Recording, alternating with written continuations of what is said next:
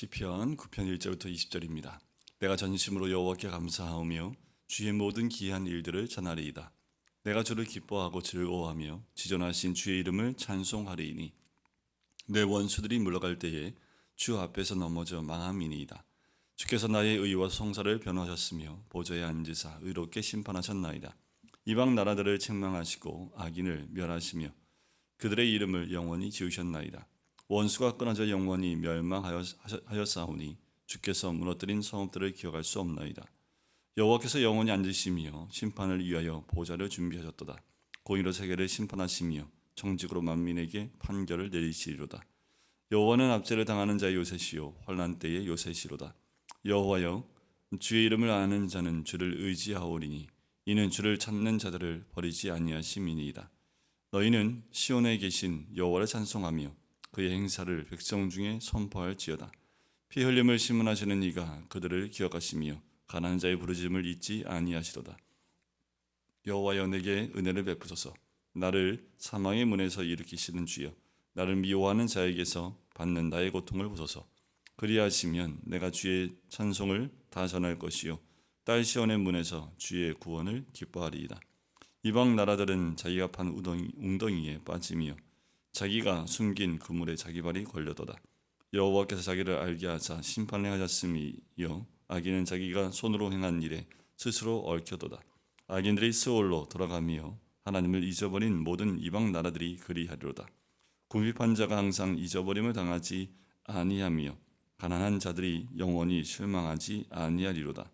여호와여, 일어나사 인생으로 승리를 얻지 못하게 하시며 이방 나라들이 주 앞에서 심판을 받게 하소서.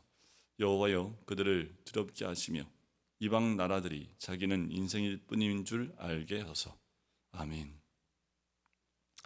오늘 보게 되는 9편 말씀, 또 내일 보게 되는 10편 말씀은 이 히브리어 알파벳 순으로 되어져 있는 좀 특이한 시편입니다. 같이 기록되어 있는 말씀이지만 내용이 서로 다르기 때문에 9편과 10편으로 나눠지게 되는데요. 9편은 감사시로 이야기한다면 10편은 비탄시에 속하는 시편이 10편의 말씀입니다. 9편도 10편도 다 다윗이 쓴 시편이지요. 언제 썼는지, 어떤 배경에서 이 시편을 썼는지는 정확하게 기록되어져 있지는 않습니다. 하지만 다윗이 지금 어려움 가운데 있습니다. 13절과 14절에 보면 여호와여, 내게 은혜를 베푸소서. 나를 사망의 문에서 일으키시는 주여, 나를 미워하는 자에게서 받는 나의 고통을 보소서라고 얘기를 해요. 지금 무엇인가 원수에 의해서 지금 다윗이 고통을 받고 있다라는 것을 짐작해 볼 수 있습니다. 우리가 성경상에서 보면 다윗이 고통당하는 가장 큰 축을 보면 아마도 사울에게 쫓김을 당하는 십몇 년 동안의 그 고난의 길, 때는 왕위에 올랐지만 왕위에 올랐다가 그 아들에 의해서 쫓김을 당하는, 압살롬에 의해서 쫓긴당하는 그 사건이 가장 대표적으로 다윗이 받는 고난이겠지요. 성경에 기록되어 있지만 기록되지 않은 원수들이 한둘이겠습니까? 많은 전쟁에서 승리를 겪게 되지만 다윗이 왕위로 있을 때, 왕위로 있었던 40년간의 그 삶 가운데서 왜 원수들과의 전쟁과 또 괴로움이 없었겠습니까? 이방 민족이 원수로 나올 때도 있지만 같은 민족 가운데에도 또 왕실 가운데에도 원수가 있을 수 있겠지요. 지금 다윗이 어떤 원수인지는 모르지만 나를 미워하는 자에게서 받는 나의 고통을 보아달라고 지금 호소하고 있지요.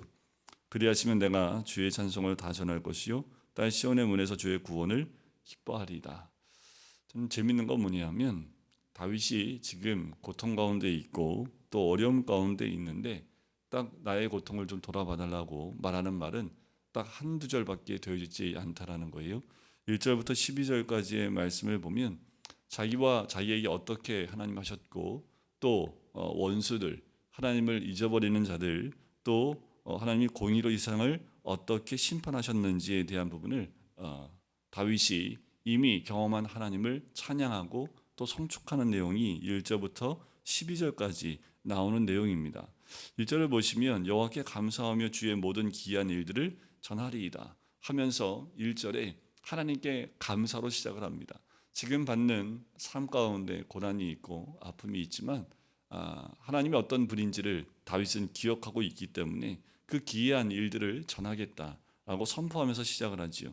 내가 주를 기뻐하고 즐거워하며 지존하신 주의 이름을 찬송하리니, 왜 기뻐하고 왜 찬송을 하는지에 대한 그 내용이 그 다음부터 나오지요.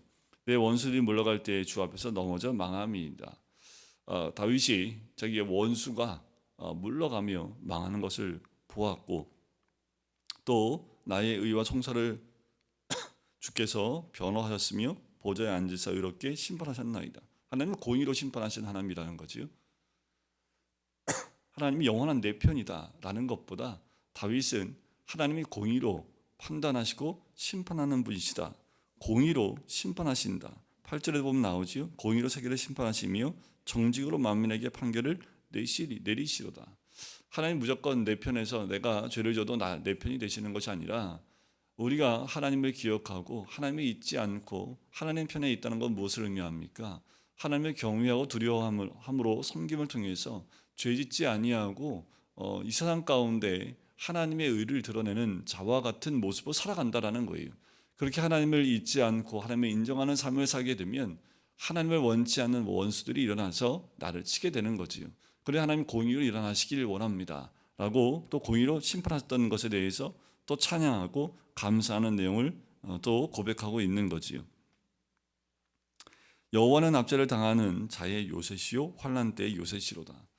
다윗이 이제껏 경험했던 하나님은 그런 하나님이었다라는 거지요. 압제를 당하는 자와 환난 때의 요새와 같은 분이시다 라고 얘기를 해요. 근데 중요한 말씀이 10절입니다. 여호와여, 주의 이름을 아는 자는 주를 의지하오리니 이는 주를 찾는 자들을 버리지 아니하심이니이다. 자, 두 가지를 얘기합니다. 주의 이름을 아는 자는 주를 의지하오리니라는 거예요. 여호와를 아는 자는 당연히 여호와를 의지할 수밖에 없다라는 겁니다. 여러분, 우리가 주의 이름을 잊지 않으시길 주의 이름을 간절히 축원드립니다. 우리가 매일의 삶 가운데 매 순간마다 여호와의 이름을 잊지 않으셨으면 좋겠어요. 그 이름을 잊지 아니하는 자는 주를 의지할 수밖에 없다라는 거지요. 주의 이름을 안다는 건 무엇을 의미합니까? 하나님이 어떤 분인지 안다라는 거예요. 그분이 어떤 분이고 하나님이 어떤 분인지 알기 때문에 주를 의지할 수밖에 없다는 겁니다. 여러분, 무엇을 의지하십니까? 우리가 아는 것을 의지하지요. 여러분들 무엇을 아십니까? 여러분들 다 있더라도 하나님만 아시면 됩니다. 사도 바울도 고백을 하지요. 이 땅에서 배운 거 모든 거 다 배설물로 여기겠다라는 거예요. 가지고 있는 것, 그 가지고 있던 모든 지식들, 그 모든 걸 배설물로 버리겠다라는 거지요. 왜요? 주님 한 분만이면 족하기 때문에 그렇습니다. 우리의 인생은 하나님 한 분만으로 족한 인생이 되어야 합니다. 하나님이 우리의 모든 삶을 주관하시고 어려움 가운데에도 보호하시고 탄식 가운데 또 그 환난 가운데 요새와 같은 그 분이시기 때문에 오직 여호와 하나님을 의지해야 되는 거지요. 또 의지하오니 이는 왜냐하면 주를 찾는 자를 버리지 않으십니다. 자, 주를 의지하는 이유는 뭡니까? 주를 찾는 자를 버리지 않으시기 때문이다라는 거예요. 주님은 우리가 주를 찾을 때마다 우리를 외면하지 않는 분이라는 겁니다. 우리가 어떤 상황에 있는지 주님께 아뢰고 주님의 도움을 구하면 주님이 우리를 버리지 아니하신다라는 거지요. 여러분들, 근데 이건 꼭 아셔야 됩니다. 우리가 죄를 짓고 회개하고 돌이킴으로 주님께 부르짖는 것, 당연히 하나님이 잊지 않으시고 버리지 아니하시지요. 그런데 단지 나를 위한 부르짖음, 또 나의 유익만을 위해서 부르짖는 부르짖음이 아니라, 여기서 말하는 그 부르짖음은 주를 위해 사는 삶, 또 주님의 이름을 알고 있고 그 주님을 의지하는 자, 바로 왜 의지하냐면 그렇게 의지하는 삶 자체가, 고난 가운데 있는 자가 주를 찾기 때문에 주를 찾는 사람, 그 사람은 당연히 하나님이 잊어버리지 않는다라고 말씀하시는 거예요. 너희는 시온에 계신 여호와를 찬송하며 그의 행사를 백성 중에 선포할지어다라는 거지요. 그러니 내가 경험한 그 하나님, 또 내가 알게 된 하나님, 나를 저버리지 아니하시고 요새와 같은 그 하나님을 선포하지 않을 수 없다라는 거지요. 여호와여, 내게 은혜를 베푸소서. 그러면서 13절과 14절에 얘기하는 거지요. 내게 은혜를 베풀어 달라 얘기하는 겁니다. 나의 고통을 좀 보소서라고 얘기하는 거예요. 이렇게 이런 하나님, 나와 함께 하시는 하나님, 잊지 아니하시는 하나님, 또 나 주께 부르짖는 자를 절대로 버리지 아니하시는 그 하나님, 그 하나님을 쫙 찬양하면서 결국 고백하는 것은 나의 고통을 좀 보아달라는 거지요. 그리하시면 내가 주의 찬송을 다 전할 것이요, 딸이 시온의 문에서 주의 구원을 기뻐하겠다라는 거예요. 근데 이방 나라는 어떻습니까? 15절에 보니까 그 이방 나라들은 자기가 판 웅덩이에 빠짐이여라는 거예요. 빠진다는 것은 던져진다라는 겁니다. 자신들이 판 그 우물에, 그 웅덩이에 던져지게 되고 자기가 숨긴 그 그물에 자기 발이 걸려버립니다. 자기가 쳐놓은 그 그물에 자기가 걸려버리고 자기가 판 그 웅덩이에 자기가 빠져버리게 된다라는 거지요. 그만큼 다윗을 넘어뜨리기 위해서 그 원수와 이방인들이 어떻게 해요? 다윗 앞에 많은 것들을, 웅덩이와 그물들을 다 깔아놓은 거지요. 여호와께서 자기를 알게 하사 심판을 하셨으며 악인은 자기가 손으로 행한 일에 스스로 얽혔도다. 그런 거지요. 다윗과 하나님 백성들을 넘어뜨리기 위해서 올무를 만들어 놓고 또 함정을 만들어 놓지만 결국 그것에 자신들이 걸려서 넘어지게 되는 겁니다. 때가 가까이 올수록 어둠의 영들은 그렇게 주의 백성들을 넘어뜨리려고 합니다. 근데 우리는 어떤 것이 웅덩이인지 어떤 것이 그물인지 분별하기 참 어렵지요. 웅덩이가 아닌 것 같았어요. 그런데 지나고 나니까 빠져버리는 웅덩이가 되어 있는 내 자신의 모습을 보게 되지요. 그게 그물인지 모르고 그 그물 안에 있는 무엇인가를 갖기 위해서 짐승들이 음식을 먹기 위해서 판 그 그물 안에 들어갔다가 잡히는 것처럼 우리가 무엇인가 육신의 정욕과 안목의 정욕과 이생의 자랑을 따라가게 되어지면 이렇게 빠지게 됩니다.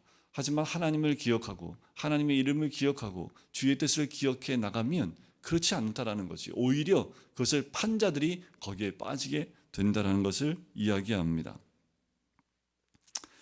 18절에 궁핍한 자가 항상 잊어버림을 당하지 아니하며 가난한 자들이 영원히 실망하지 아니하리로다. 여호와여 일어나사 인생으로 승리를 얻지 못하게 하시며 이방 나라들이 주 앞에서 심판을 받게 하소서. 지금 다윗이 그 고백을 하는 거지요. 하나님의 심판이 임하게 해달라는 겁니다.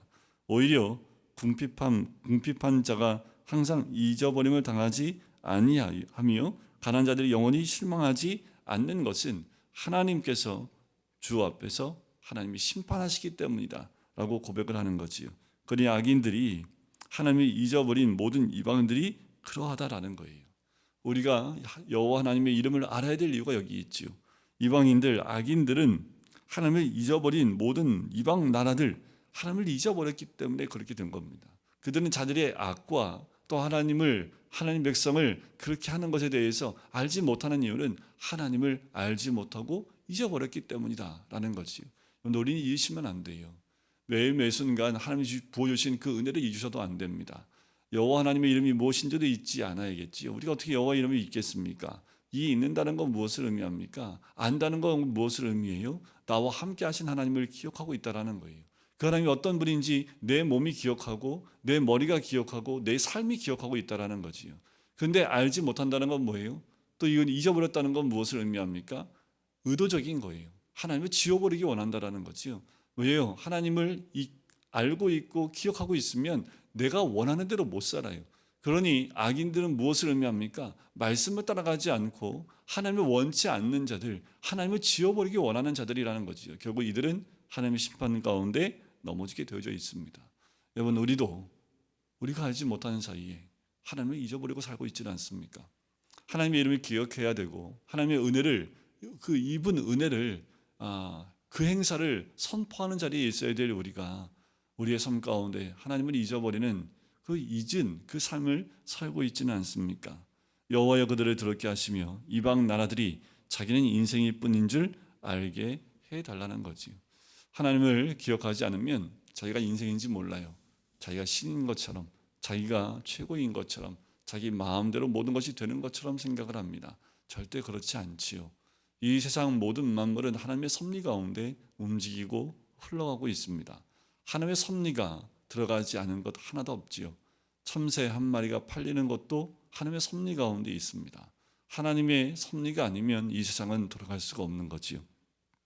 우리가 기억해야 될 것, 하나님이 어떤 분인지 우리가 알고 있는 그 하나님의 이름을 잊지 않고 또 주를 찾으면 우리를 쳐버리지 않는 그 하나님, 누가 악인이라고요?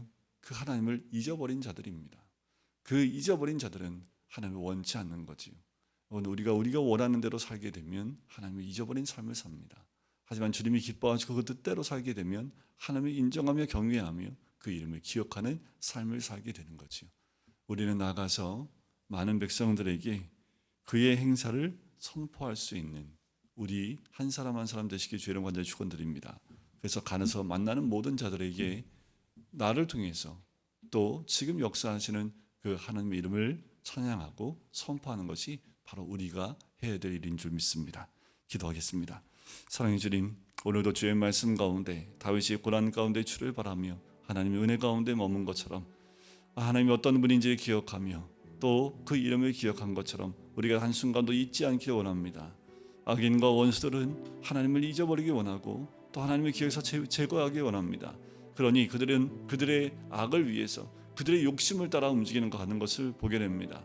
우리가 주의 이름을 기억하며 주를 찾는 자로 이 땅에 어떤 환난이 온다 할지라도 우리 요새 되시는 그 주님을 기억하며 주와 동행하는 우리가 되길 간절히 소원합니다. 오늘 하루도 그 주님을 기억하며 이름을 높여드리며 그 행하시는 행사를 선포할 수 있는 주의 백성 될 수 있도록 축복하여 주시옵소서. 감사드리며 예수 그리스도의 이름으로 기도드립니다. 아멘.